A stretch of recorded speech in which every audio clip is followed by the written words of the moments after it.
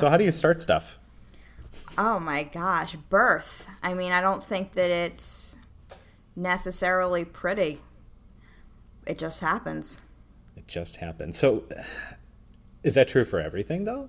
I mean, you just kind of go and see what happens, or what goes into it? I think that we recognize things as having started quite a while after they actually started. It just takes a while for us to see it. Oh, okay. So, okay. So what if you don't know if you started something? Is that what it is? You just don't know and you just go along and do it? Things are in motion and you are experiencing them, reacting to them, I think long before you're conscious of it.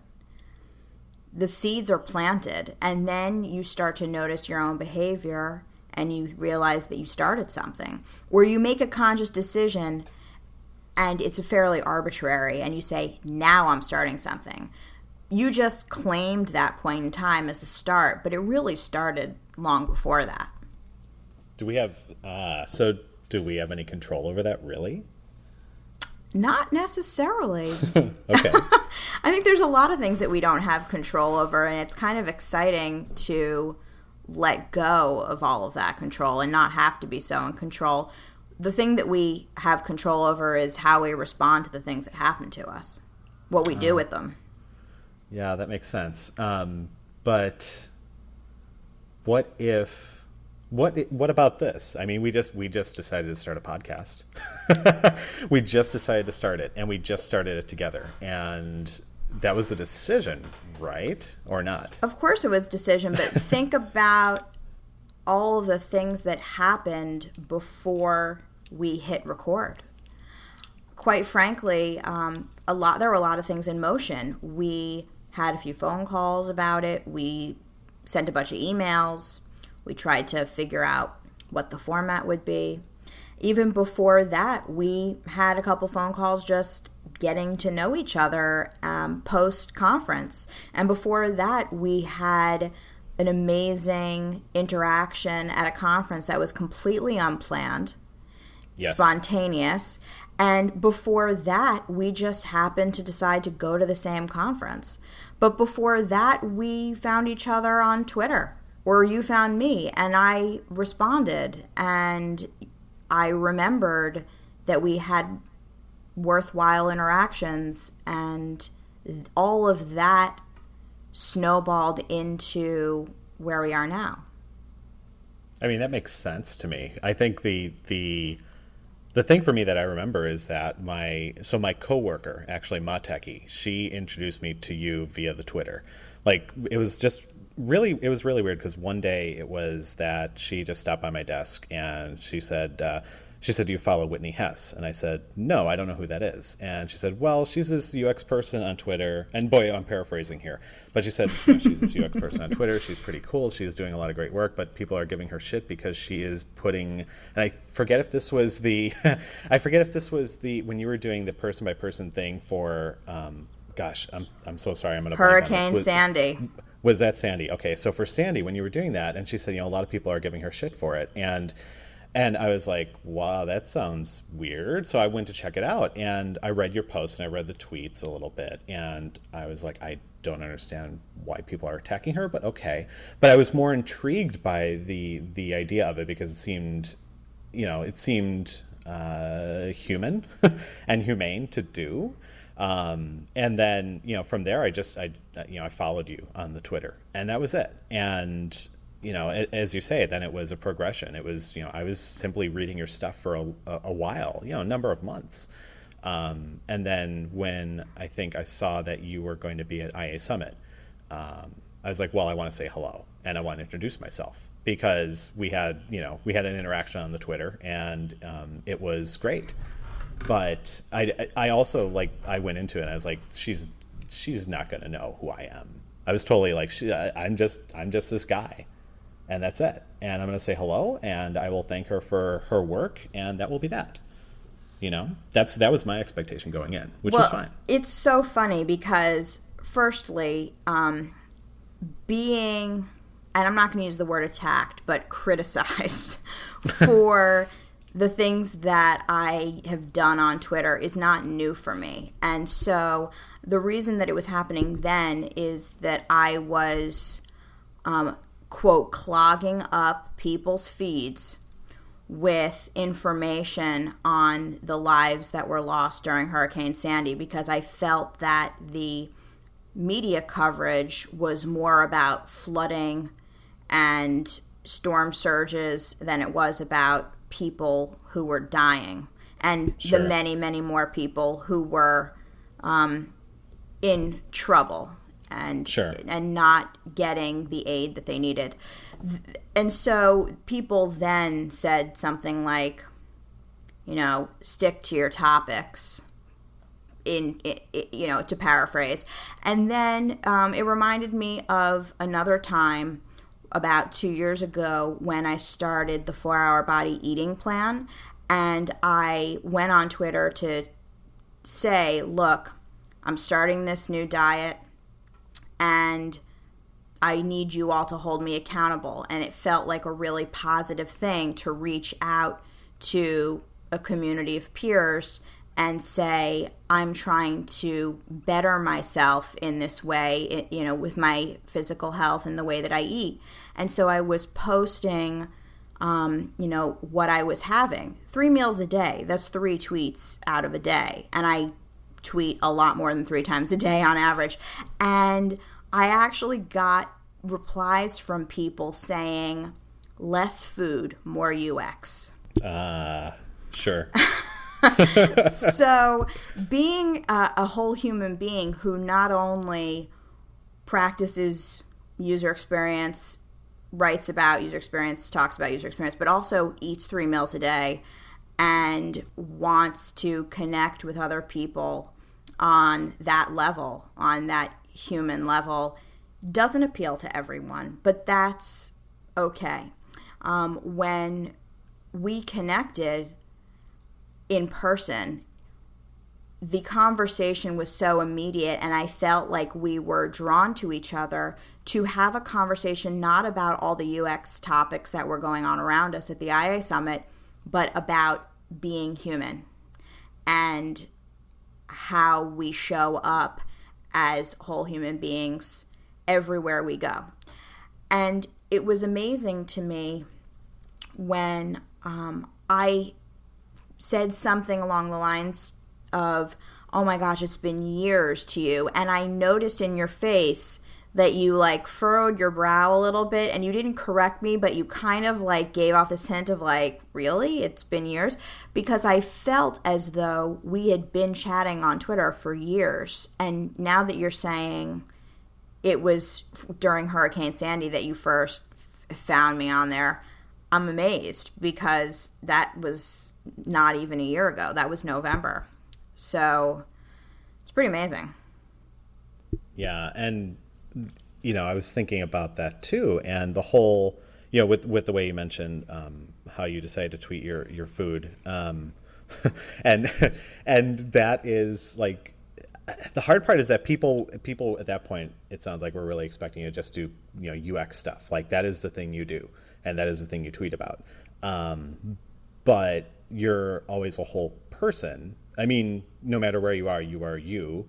And that's what you bring into any space or any conversation or anything you do. And there are times when parts of you are, maybe not as present or don't need to be. But the fact that people were, talking with you about, hey, more UX stuff, that's something I find that really interesting, because I have had that same dilemma. For me, it's been, I've always thought that I need to have a clear separation between my professional presence on the internet and everything else. So, for me, it was a literal domain separation, right? There was the domain where I talked about work and had my resume and my portfolio for future job stuff. And then the other site was where I talked and was more, talking about me and my life and the like. And, it didn't used to be that way. But then at some point I decided to separate the two. And now that seems kind of strange to me, I mean, I don't know if there's a point to that much. I've struggled with the same thing. In my late teens and early 20s, I had a blog that was just a mishmash of things that I was learning, doing, whatever. It didn't have any real point to it. I talked about what I was studying, and I talked about what I was doing and traveling and whatnot. And I never really got a lot of traction with that, and I don't think that was my goal at the time. But I do remember thinking, how do people get readers? And I didn't really have any other than my friends and family. And then years later, when I started the blog that I'm still running, I remember making a conscious decision to make it, quote, professional. And I said, this is going to be a blog just about user experience stuff. And I'm going to look at all different facets of user experience. And I want to push the boundaries on what user experience is. And that was meaningful to me in my work environment too.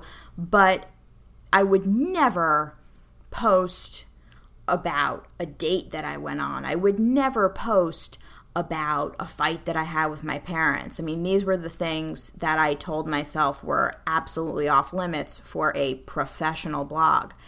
And over time, probably due to being on Twitter and all of the really intimate relationships and bonds that you're able to form with people in this pretty strange medium, I felt more and more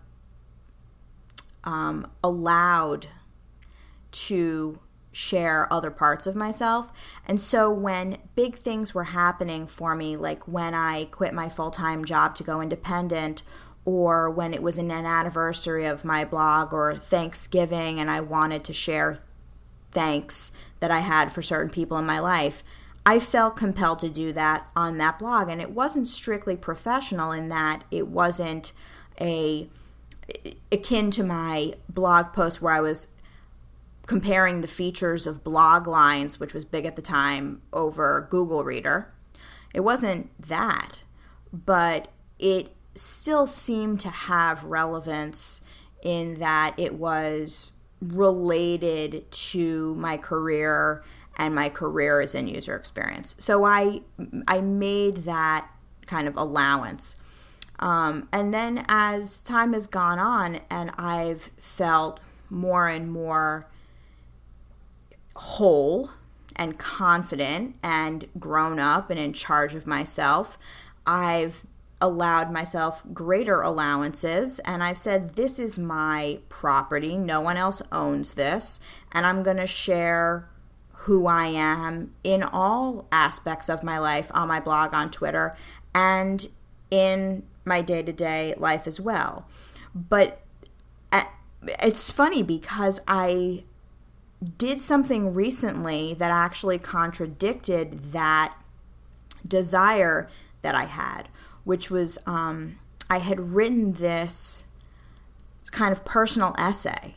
It had just flowed out of me. I was taking a walk around Key West, and I was approaching an art gallery, and I just was thinking about things that were happening in my life, and I had my phone in my hand because I was taking photos of, cute doors and cars and funny signs and things that I was seeing on the street as I walked.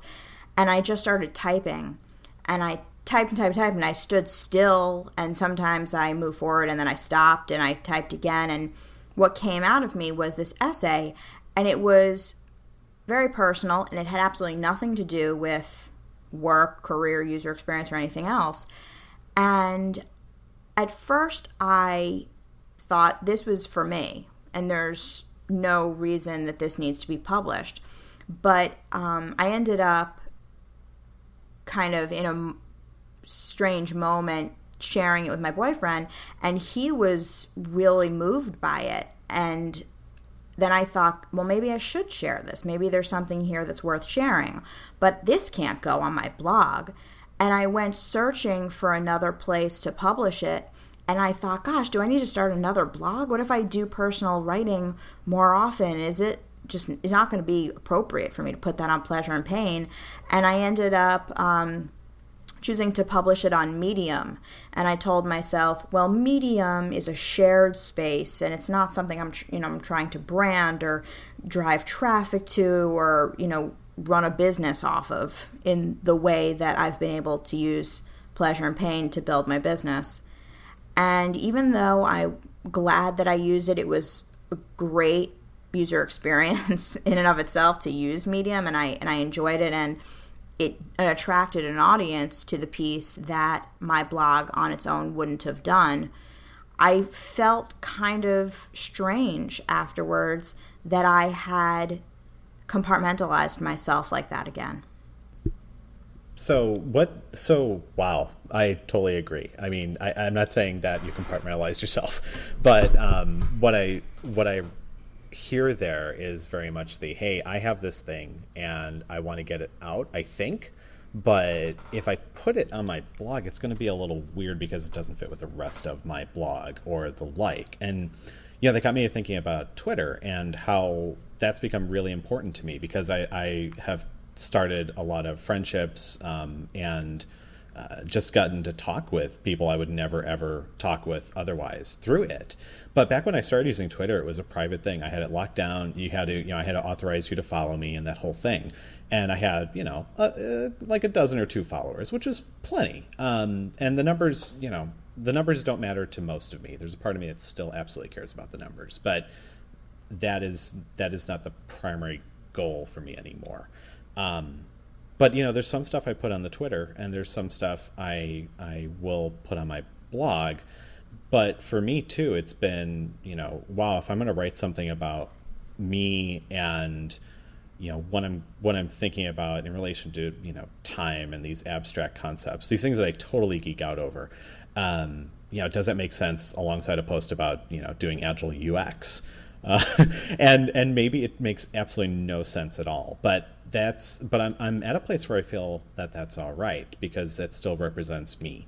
And eventually there will be categories, and if you want to only look at some of the things I've written, you can do that, or you can search or what have you. But I am messy by definition. These are things that are all of some interest to me, so I want to get them out somehow. And for me right now, it's all going to the same spot. Outside of Twitter, it's all going on my blog.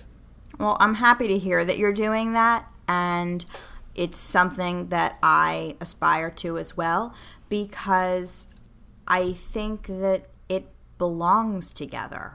We are one person. I'm one person, you're one person, and if the intent is to share ourselves with others in an attempt to forge connections, then sharing only a part of ourselves, we're going to form a bond with only a part of other people. And we're not going to have those deep relationships with them, and we're not going to understand their multidimensional selves, because we won't be sharing our multidimensional selves. And when I think about why I really felt compelled to publish that post on Medium instead of on my blog, I think it was because I had that less food, more UX in the back of my mind.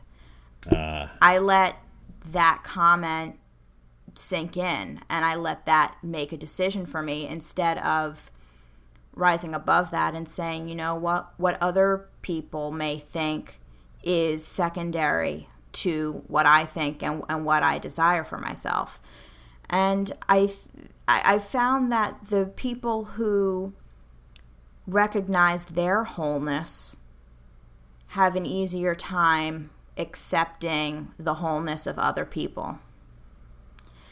And so someone who makes the comment, less food, more UX, wants a news source.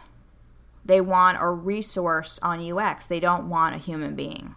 Right, that's right. And, that's exactly right. I'm not a blog.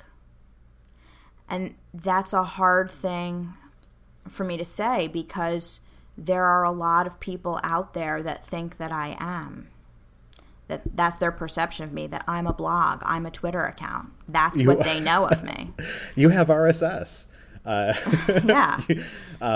It's funny too, because recently I was looking back at my ancient website, phonezilla.net, and gosh, those are good times. But I was looking at the stuff I wrote back in 99.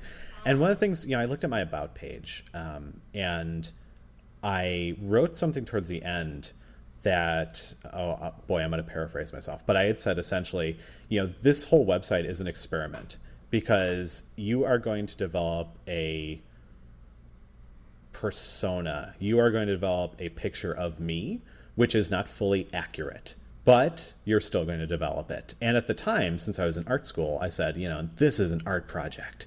But it's still, like, the funny thing is, like, it still kind of holds true, because people will form a perception of you based on what they know and what they see and what they perceive and what they hear and what they read, but it's never necessarily a full picture of you, ever. How could it ever be?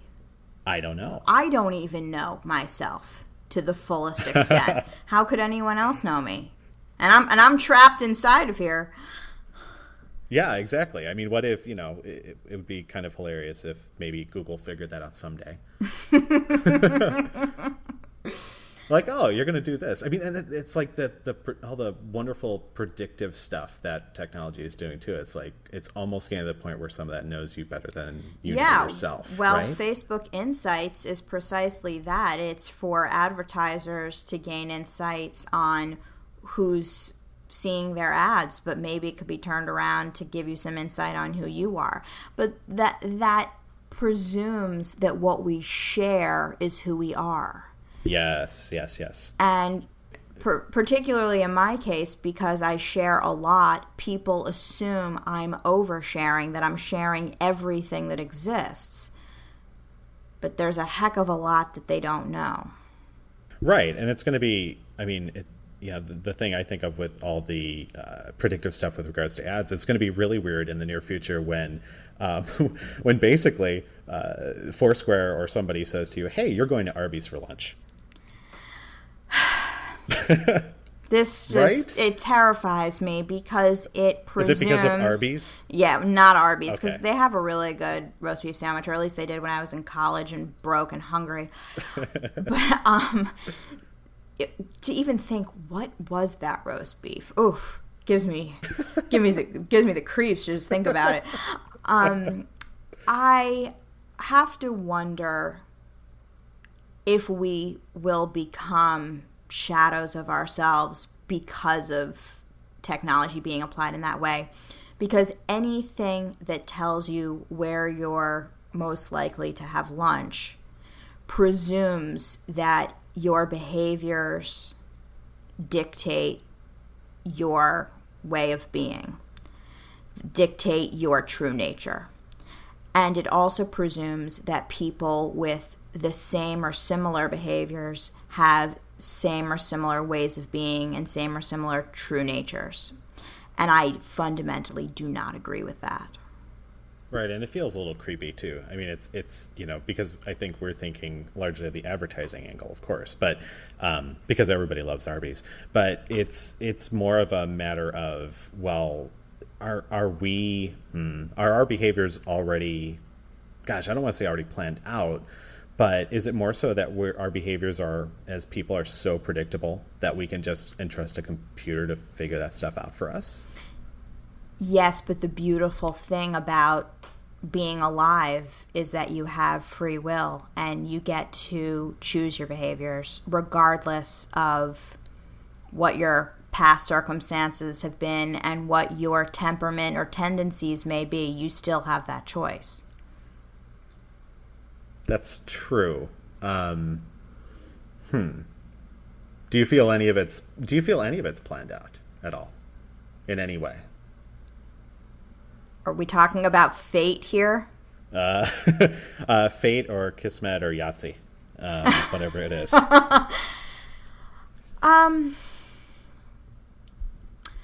I go back and forth.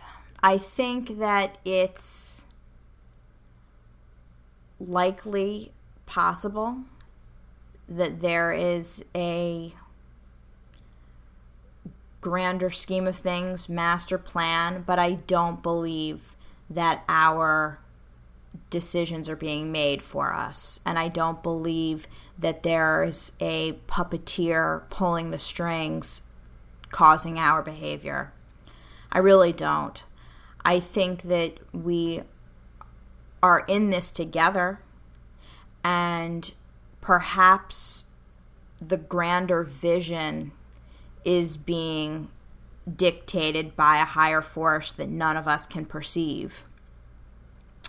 But I don't believe that, like any visionary, that entity, whether it's a being, whether it's a force, an energy field, whatever, has the control to make each and every one of us, from the beginning of time until the end of time, choose every behavior. I really think that that is an easy way of giving up on life. And so it's important to me that I see myself as having free will. It's important to me that I see the purpose of my life as being to develop myself, and what that entails changes constantly. And I'm going through a whole new wave of it now, and I know you are too.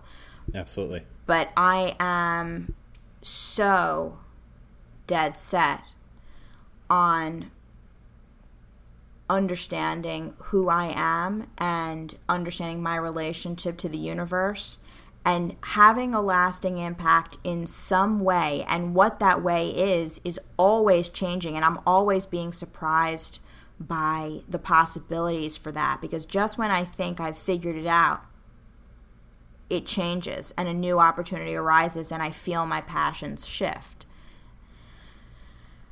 So I really believe that our behavior is the one and only thing that we control in this world. We can't control what happens to us.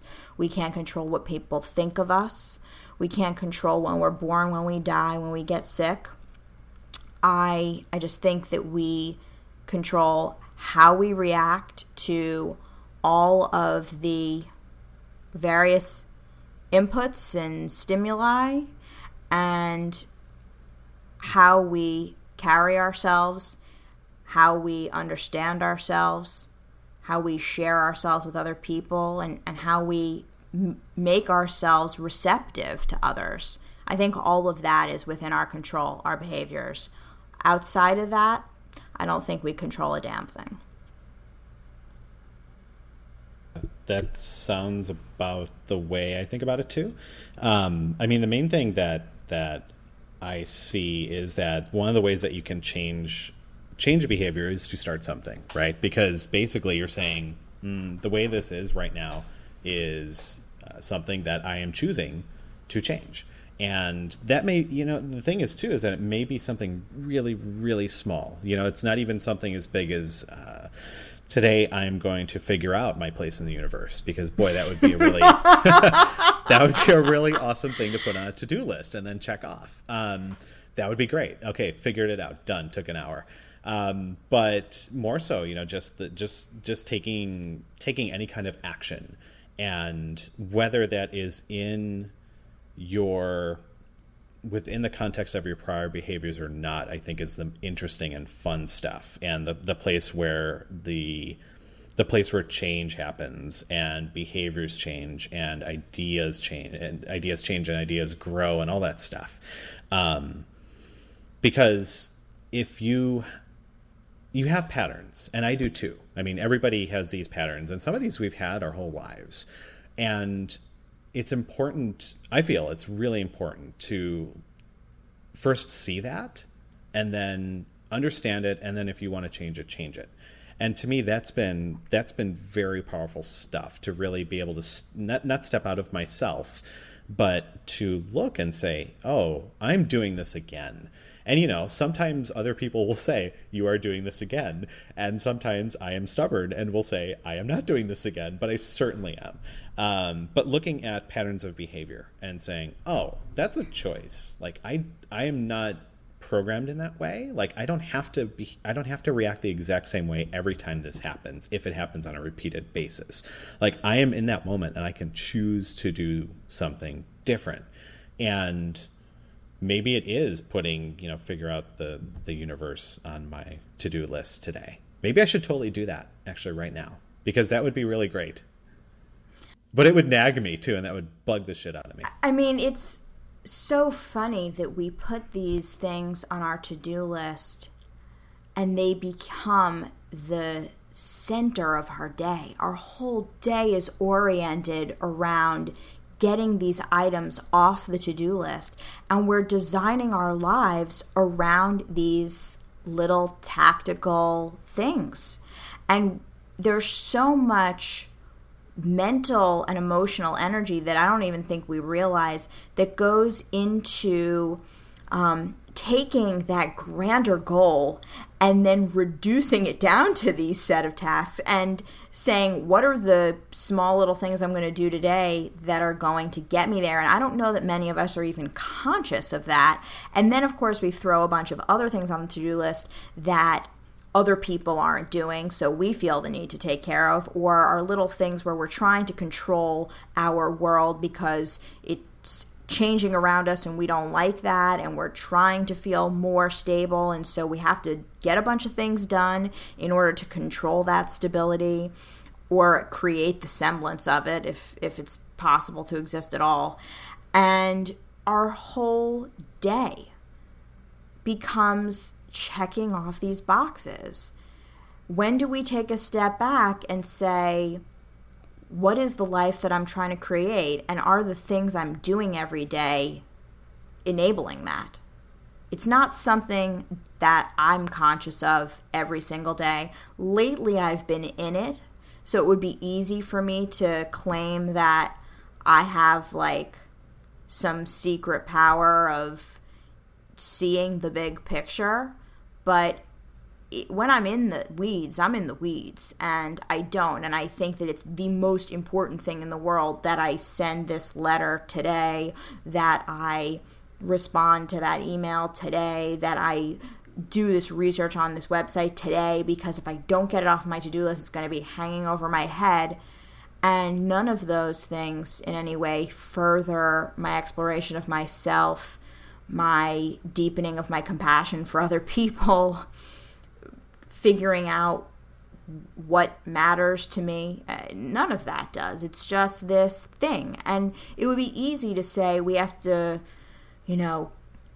get rid of our to-do lists and get rid of email and start living in these totally different ways, that we're on the hamster wheel now. We've got to get off the hamster wheel. But the reality is that the hamster wheel is life. I mean, it's just one day after another day after another day. We have no clue when it's going to end. So I don't know that there's a better way of plotting out all of our steps towards our ultimate achievement when we don't even know what periods of time we're going to get to act on them. We don't know how many days we're going to have, and we don't know how much time we're even going to get in each day, because there's millions, billions of other people with their own agendas and their own free will that enter into our world every day and fuck up our plans. That's the worst. How do you get off the to-do list hamster wheel?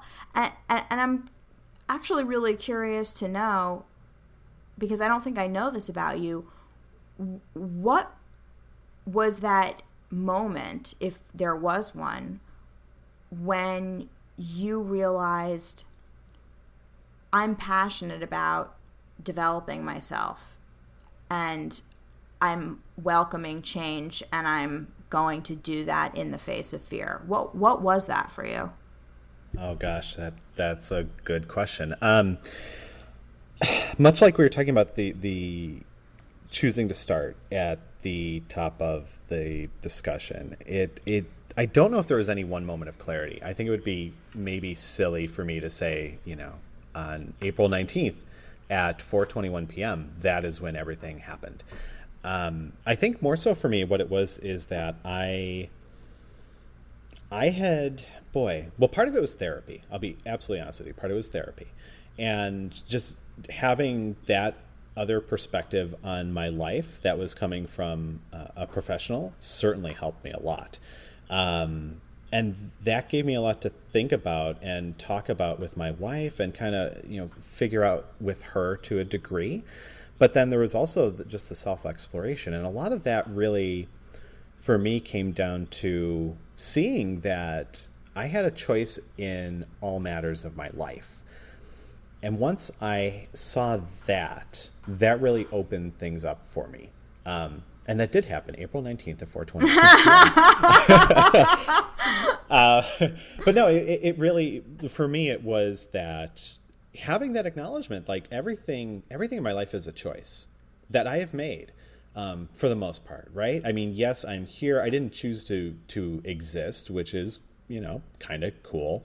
But I do, and what I do in every single moment is absolutely a choice. And yes, they're, much like the to-do list stuff, and you're talking about how other people come in and disrupt that perhaps pristine to-do list. There are sometimes, there are definitely times when other people take priority. But I think for me, what it was is as I started really understanding me and starting to acknowledge that I had wants and needs that I'd not addressed maybe ever in my life, in an attempt to be totally selfless and help other people, I was denying myself. And being able to pin it like that and see it that way that was a big moment for me too. Because that, again, was a choice. I was always taking a back seat and always letting other people choose, even if I knew what I wanted and had an idea. That was a part of me that I really didn't give a lot of play to. So that part of me was really quiet for a lot of my life. And I just decided, I wouldn't say I just decided, but it made more sense to me to consider that part and give it a little more play and let it speak and let it, let's see where it goes and let's see where things go. I think that's where a lot of it came down to for me. And once there's the notion of, wow, I can control this. And it's only me I can control, of course, as you say, not other people.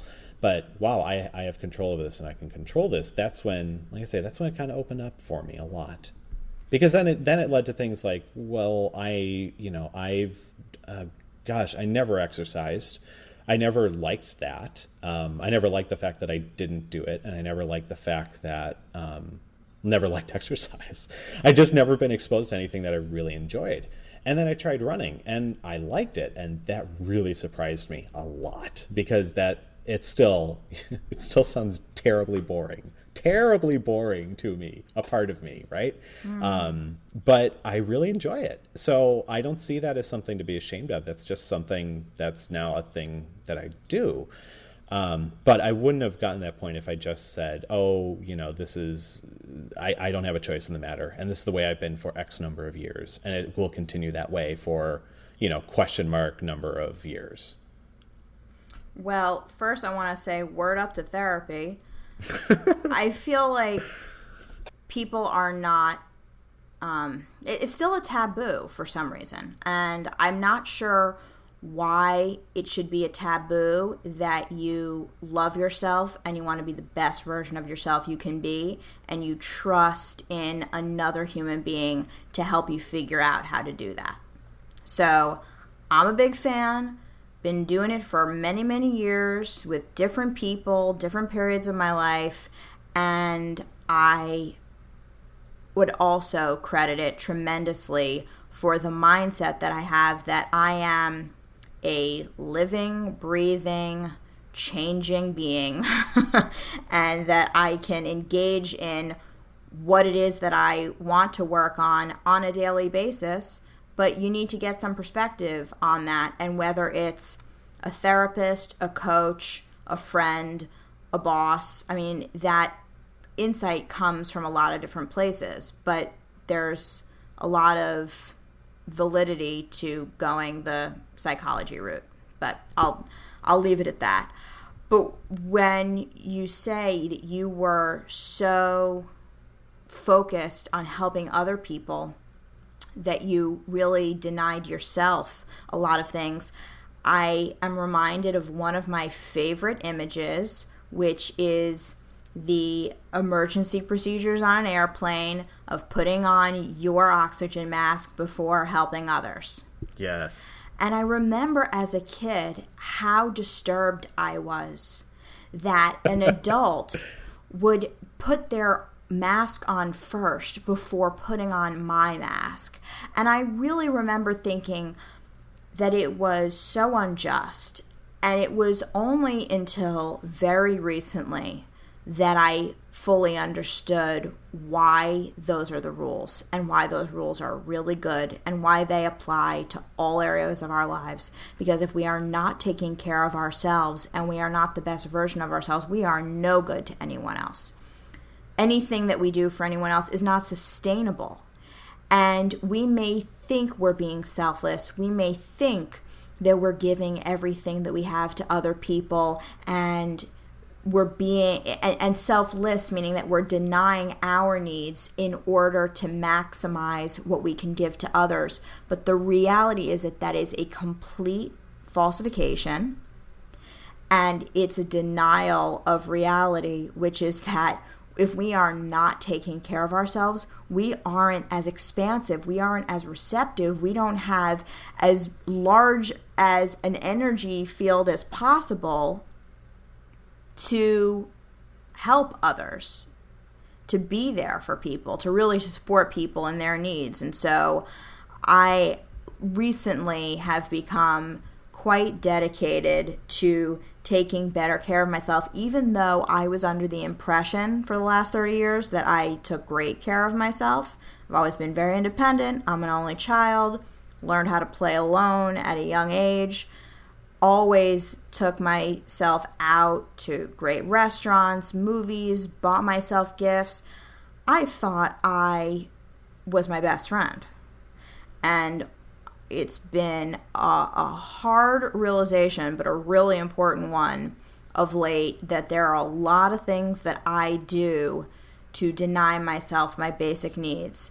And I think, like you, I've done that in the name of selflessness. I've done that in the name of deep compassion for others, but failed to recognize that I was not being compassionate towards myself at all, that I was in a way demeaning others because I was seeing myself as not having the same needs as them. And we're all equal in our need for love and support, for sustenance, for passion, for all the things that we try to enable in others. And if we don't have a reservoir of that in ourselves, we will get tapped out eventually. And that happened to me in a big way. And then I didn't want to help anyone because I was just done. I felt used and I felt burned out and I felt like I had nothing left to give to anyone, and that was a shitty feeling. I mean, that includes yourself, right? I mean, you didn't have anything left for yourself either, no, right? I had nothing. I had no space left. No space, no attention. And that was a super hard realization because I always thought I was way ahead of the game. What made you think you were way ahead of the game, as you put it? I don't know. I don't know why I ever thought that. I always saw myself as being really insightful. I always saw myself as being really resourceful and not needing other people as much as other people might need other people. I think that it was all total defense mechanism now. I mean, at the time, my whole growing up and my in my 20s, I really convinced myself that I was somehow better, that I was somehow above all the other things that people experience, that I had figured it out, that maybe I had come from a better place, maybe I had a stronger resolve. I don't know. I'm not sure now what it is that I convinced myself that I had, but I know that I thought I had something that was limitless and that I didn't need to feed. And because of that, I could dedicate my life to helping other people because I would always be fine. Right. I mean, that yes, I can understand that, because for me it was always, oh gosh, it was pretty similar, actually. It was that I could help other people, and help other people. For me, help is one part of it, but it is not all of it, because it was like I also didn't necessarily have a big focus on people, and that's something I'm still very much working on. And being, as I said, being present in others' lives, right? But for me, it was that I don't even know if it was coming from a place of help, but it was coming from a place of, I would almost say, more ignorance for me, and not really understanding what, not only my stuff, because my stuff was totally like so not even considered. It wasn't even there for the most part, but more so just, hey, other people really have needs too. And it was needs in the broader sense, and not like, hey, I need you to add this to your to-do list type stuff. But that took me a long time to realize, for sure. People are people, and we all have our own stuff and our own things and our own thoughts and feelings and the like. And boy, that sounds, when I say that out loud, boy, that sounds really elementary, but that's something that took me a while to truly realize. I think it's something that we all say, but there's a big difference between hearing the words and being able to recite the words intellectually and truly knowing something in your being. And that's something I'm learning right now, because I've lived from the neck up my whole life. And I've been an emotional person, and so like we tend to say, emotions in the heart, though I don't know that that's biologically the case, but that's how we like to represent it. And I've always been emotional and been able to tap into my emotions and not been caught off for myself in that way. But I would definitely say that I have not been present in my body. I have not recognized myself as being a human being. I have not understood the inner workings of my body. I've gone to the doctors when I was supposed to, and I've taken the medications when I got sick, and, I've eaten enough to, stay relatively healthy. I don't have any health problems, but I'm not talking about it from that kind of superficial level. I mean, recognizing that we have a head and a heart and a body, and that they all coexist and they all arrive wherever we go. It goes back to what we were talking about, a whole person. I mean, how many times I denied the needs of my body because I was in the middle of doing something for work and I didn't want to lose my train of thought. There would be times that I would have to pee and I'd hold it for 4 hours because I just had to get that wireframe right.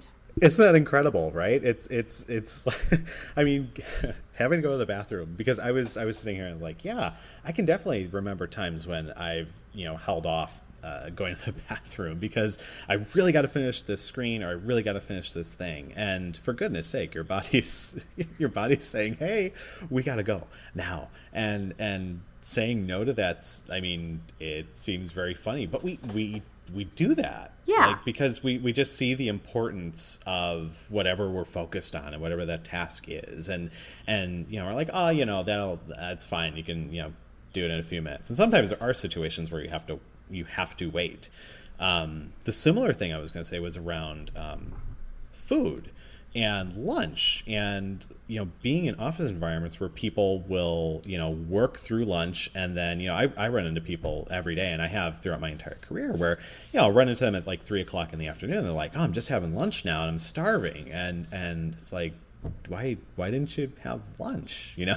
And if you're starving, well, great, but try to, that's a part of self-care. And it's really weird to me, and it's very troubling when it's it's a matter of that's something like that, or going to the bathroom. These are really basic things, It is. I mean, these are super basic, and we deny them. We say, hey, that can wait. Is that really taking care of yourself? No, it's really? Because we're completely living in our heads. I'm reminded of when I was still working full time, and I was, just getting into Twitter, and my dear friend Matt Nell, who I met because of Twitter, knew that I would delay lunch. He knew that I would get so caught up in what I was working on that I wouldn't eat. And every day around 3 o'clock, he would tweet at me in all caps, "Eat something." Nice. And we joke about it now because it was pretty cute and pretty sweet of him to do. But I would see that, and I would be reminded that I had not eaten, and that there was this other person who I didn't know, and we chatted on Twitter for months before we ever met in person, and we both lived in New York at the time, and I would just be reminded that there was another human being buried in that 140 characters in an avatar. Even though that's all I could see of him, there was a whole human being who it was able to recognize me for more than my tweets, and was a whole human being and as well, and he wanted the best for me in all aspects of my life, and he was willing to take those 10 seconds out of his day just to send that message. That meant something to me. It hit me. And I think that we very quickly were able to see each other as more than just, colleagues or, work associates or whatever, but people in the tech scene, which is what we were to each other, I suppose, at that time. And we became really, really good friends, and we still are. Even though we don't see each other that much and we don't work in similar areas, we still have that connection because we recognized something about the other person, that we were whole people. And I think that it's rare to find another person like that. Or maybe people are recognizing it, but they're not communicating it because they think that others don't see them that way. I don't know, to the person, and I can't believe I keep bringing this up but obviously it still has an impact on me. To the person who said less food, more UX, does that person see themselves as a human being with a body and desires for their life outside of career advancement? I have to wonder. I'm not sure. I mean, that's a very interesting point, because I mean, as you said, that person. So, not knowing that person and having the I don't even know who it was. Right, and only having the context that you provided, right? But it it sounds very much like that's very much this is I only see you as doing this for me, and that is all you are. And it's not necessarily. It sounds like actually that message could be interpreted as pretty awful, but. Maybe it wasn't an insulting thing. I don't know, but it could also be that, wow, I only saw that part of you, and that is all that I knew. And wow, there are other parts of you, and I don't see value in that. And that's again, that's a denial of a whole person. So, but hey, here's the thing though. It sounds like you took less food, more UX to heart, didn't you? Because you were skipping lunch. You totally took it to heart. Yeah, those were at wrong timeline. But yeah, I it's funny because I haven't thought about that in a long time, but this conversation is continually bringing that up for me.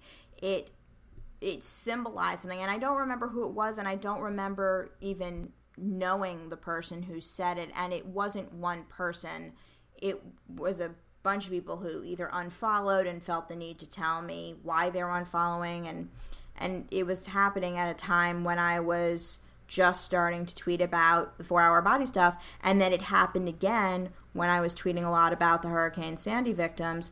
And what it symbolized for me is that not everyone wants to engage with a whole person all the time. And maybe that's okay, and I'm not passing a value judgment on it, but that's not something that I want for myself anymore, because I think that I worked very hard to deny certain parts of myself in order to create an image that I thought was going to be more popular. Absolutely. It wasn't something that I did that consciously at all, but it's not like I was like, at my desk trying to engineer a person that I could attempt to be. I think that just slowly over time, I was either taught by society or I had my own misconceptions about what little areas of myself I should shut off or just dial back and not broadcast as much, and which other areas I should turn up the dial on in order to attract the most people and be appealing to the most amount of people, rather than to say, it's okay if being fully me puts off some people. However, it's going to attract a fewer number of richer relationships into my world where they too want to engage with their whole selves with other people. And in a way where when you and I met, it wasn't like, oh, hey, so you work at GoGo, what do you do there? And, oh, so tell me about what project you're working on right now, who are your clients? We were immediately drawn into a conversation on a very different level. It was not about our work selves at all. And it also wasn't only about our personal selves. We weren't like talking about each other's significant others. We were talking about our wholeness and working to embody that more. And what does that mean? And have we not been authentic in the way that we've been behaving up until now if we're now coming to this realization that we aren't doing as much as we can to not compartmentalize ourselves? And I'm still struggling with where to draw the line. I mean, I don't share the intimate details of my relationship online, and for good reason. Privacy still exists in my world, but how can I share with prospective clients what I'm doing in my life, the life choices I'm making, moving to Key West? Now we're talking about buying a sailboat and living aboard. How can I share those aspects of what's going on in my life without creating the perception that I'm checking out of society, or that I'm less serious about my business, or that I'm less available for work, all of which are not true. But you can easily imagine how that would be the perception. And so I'm really struggling with that. I don't know how much to share, but then I feel inauthentic that I'm not sharing at all. So I'm figuring it out. I am really in the early stages of this, and that I'm starting this coaching program now at the same time. There's a whole lot of newness in my life and a lot of roads that I'm walking down, and I don't know where any of them are going to lead, but I feel like each one is reinforcing just the greater changes that I'm trying to make to myself, and they will all have their benefits in some way, and even if they don't necessarily have anything to do with each other, and even if they don't all pan out, and I realize along the way that thing wasn't what was right for me and it didn't pull me in the direction that I was looking for. In some, I think all of these things will, but it's really hard to know how to communicate that with other people without feeling like you're being judged. Well, maybe you are being judged, but you don't really have, but I mean, you're doing affinity diagrams on a boat, for goodness sake. But you may be being judged, but you don't have any control over that. Some people are going to judge you, and some people are going to judge me or anybody else. But I think, to me, the importance is that the people who matter most in your life, the people you are closest to, that is where the judgment stuff is most important. Because for me, there was a time when I really, really cared what everybody on the internet thought about me a lot. Because, again, with the selflessness, it was pretty much, wow, then I'm thriving on that feedback. I really, I am looking at, I'm looking at the analytics, I'm looking at the numbers, and I wonder what they're reading. And, that's that's self-serving stuff in a way. But I really cared about that a lot. And now I kind of don't. Much like you were saying, too, there are people who are going to hear this podcast and they are going to say, wow, that was great. And there are some people who are going to say then, wow, that was a big waste of time. But so be it, right? It simply is. And, for us, it's a conversation. And for other people, there may be something they get out of it, but it still doesn't represent all of us. You know what I mean? Absolutely. I mean, this is a slice, and that's all it is. But it's not. That doesn't mean it's without value. I completely agree. And when you told me that the person at work came over your desk and said, "Oh, this Whitney Hess character," I mean, even hearing that makes me kind of change my body position. It makes me kind of hunch a little bit, and it makes me make myself small a little bit, because hearing that is strange to me. The idea that there are people in the world that are talking about me when I'm not present. At 30, I still haven't figured out that happens. Like, I'm not comfortable with that at all, because they could be saying negative things about me, and I'm not there to defend myself, and I'm not there to explain what I meant by that, and I'm not there to show them all the other sides of myself that they're not seeing, and they're making a judgment with less information than is available to them, and there's a part of me that wants to control that. Absolutely, I have that too. I think a lot of us do. And it gets back to what we were talking earlier about what you can control. You're right. You can't control whether people are going to judge you. People are going to listen to this. People are going to see us on the street, and they're going to say, they think something or say something, and they're not going to agree with something that we're doing. And that's just how it is. And the reality is that we do that to other people all the time. Yeah, totally.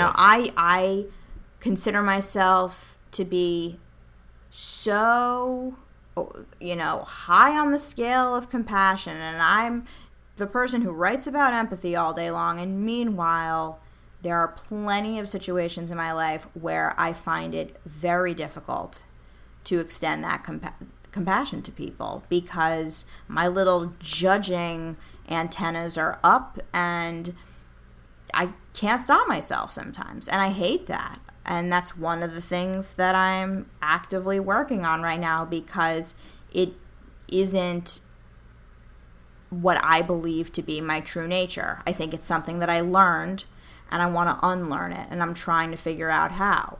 But it's just how it is, and other people have the same things. And if we were to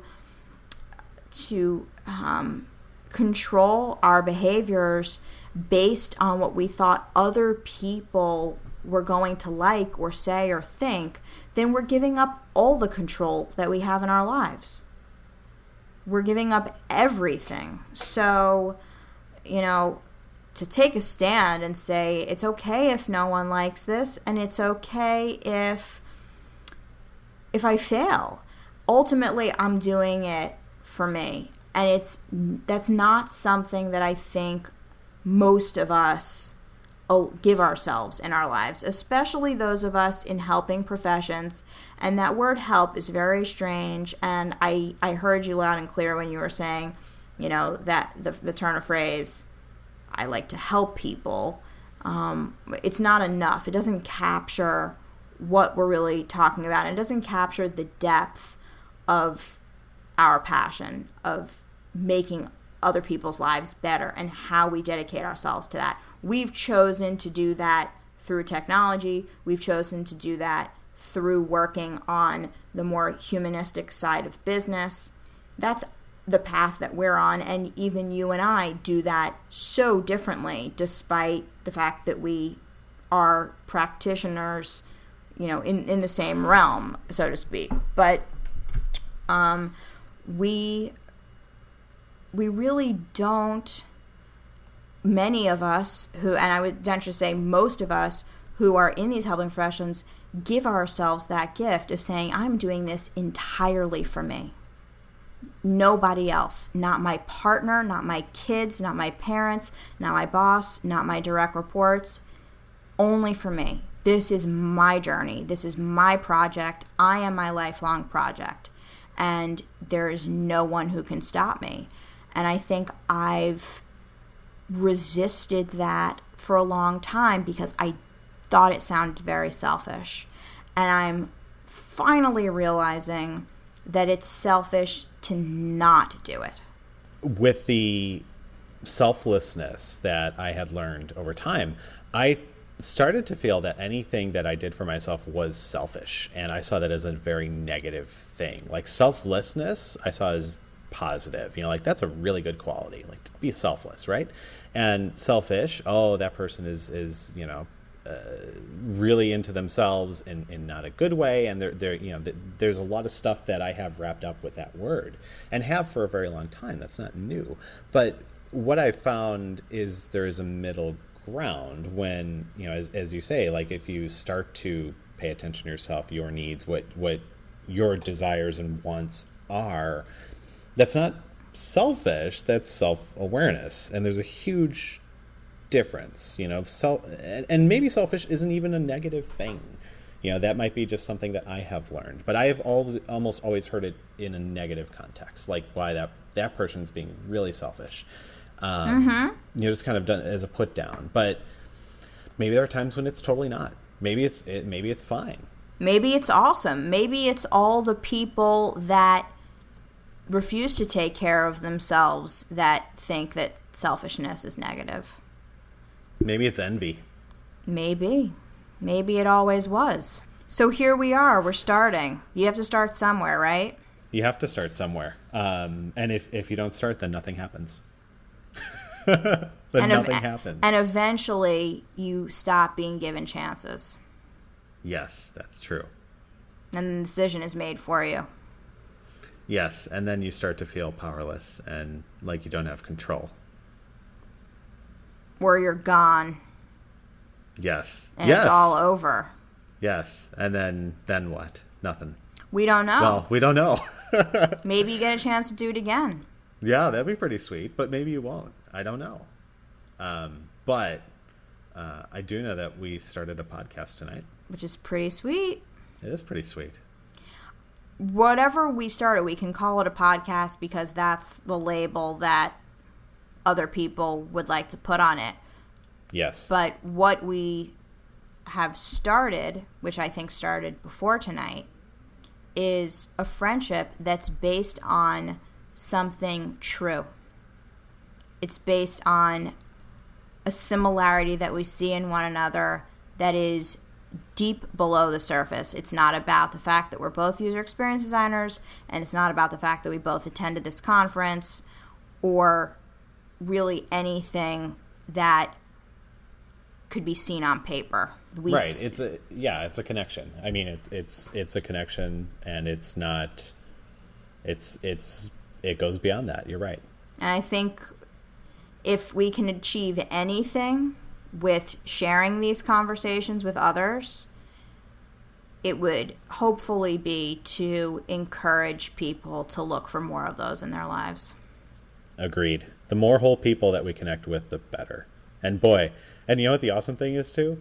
If you have a person that you do consider your significant other who is also a whole person, that's exciting stuff. Oh, it is. And I think we both have those, and hopefully Yes. we'll get to share a bit about them in our future conversations. That sounds good. All right. Well, we did it. I think that's good. Should we stop the recording? I can't wait for whatever comes next. But yeah, I think it's time to stop the recording. All right. So we're going to stop now. Okay. Bye.